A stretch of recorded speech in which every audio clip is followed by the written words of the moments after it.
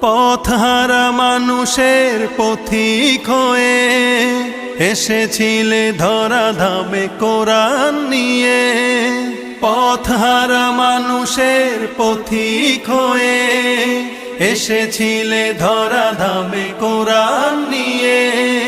তোমার পথের পথিক হয়ে জীবন গড়ার স্বপ্ন সাজাই। তোমার পথের পথিক হয়ে জীবন গড়ার স্বপ্ন সাজাই। তুমি যে মোদের প্রিয় নবী, তোমায় কাছে পেতে পাগল সবাই। সুখের দিনেও মোরা খুঁজি গো তোমায়, দুঃখের দিনেও মোরা সরি গো তোমায়। সুখের দিনেও